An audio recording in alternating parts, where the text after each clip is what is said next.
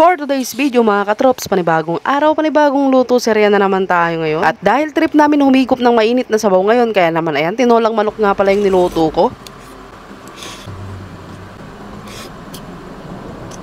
So, ayun mga katrops, bali meron na nga pala ako ditong nagayat na panggisa na bawang sibuyas at luya. Nahugasan ko na nga rin yung karne ng manok at nakapaghimay na nga rin ako ng dahon ng malunggay. So, dahil okay na nga lahat yung mga sangkap, kaya naman tara, simulan na nga nating magluto mga katrops. Bali, nagsalang nga lang pala ako dito ng kawali at konting tamika para nga maggisa. Inuna ko na nga palang gisahin dito yung luya, tapos nung mag golden brown, nilagay ko na nga rin dito yung bawang. At sunod ko na nga rin ilalagay dito yung sibuyas. Ganito nga ako maggisa kapag ka nagluluto nga ako ng tinola. Tapos, mas gusto ko na ginigisa ito ng mabuti hanggang sa maging ganito na yung kulay niya, parang nag golden brown na. Tapos pwede na nating ilagay dito yung karne ng manok at gigisa-gisahin nga lang natin ito ng maigi mga katrops para nga talagang tanggal yung lansa. Sayang nga lang at wala nga kaming tanglad dito dahil masarap din naman ang tinola kapag kanilagyan ng tanglad. Nung naging ganito na nga yung itsura niya, naglagay na nga ako dito ng pinong paminta at tinimplahan ko na nga rin ito ng patis, pampaalat. Ako lang ba yung nasasarapan sa tinola kapag kapatis yung ginamit na pampaalat? Kasi parang mas naging buong buo yung pagkalasa ng tinola niya. So ayun, ginisa-gisa ko nga lang ito ng maigi mga katrops hanggang sa maging ganito na nga yung itsura niya na parang nagmamantika na. Tsaka ako na ito nilagyan ng tubig na water. At sa pagkalipas nga ng mga ilang minuto mga katrops ay kumulo na nga ito. At dahil meron nga mga nakalutang, kaya naman pinagtatanggal ko na. Dahil sa madumi nga yan at hindi nga natin pwedeng makain. Pati nga rin yung mga nakalutang na mantika ay pinagtatanggal ko na rin. At dahil sa tingin ko ay malambot na nga yung karne ng manok, kaya naman inilagay ko na nga rin dito yung dahon ng malunggay. At isang kulo na lang mga katrops at ayan, luto na itong ating tinolang manok at makakahigop na nga tayo ng mainit na sabaw. Abay, tignan nyo naman yan mga katrops, oh. Kaning bahaw na lang ang kulang. Tapos may sausawan pa na patis at sili. Ay talaga naman.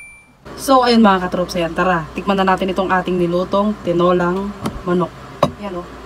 Sineperate ko nga pala mga katrops para makapaghigop tayo ng sabaw.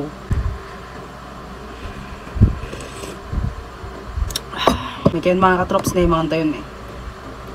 Tinole. Ay tinole. Mamadalam natin.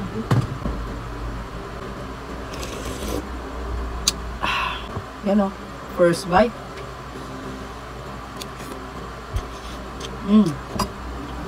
Lasa. Sarap.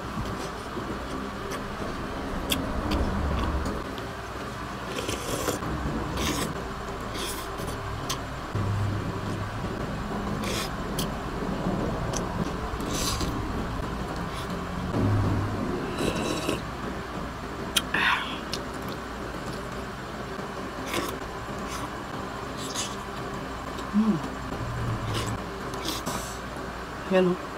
Big bite.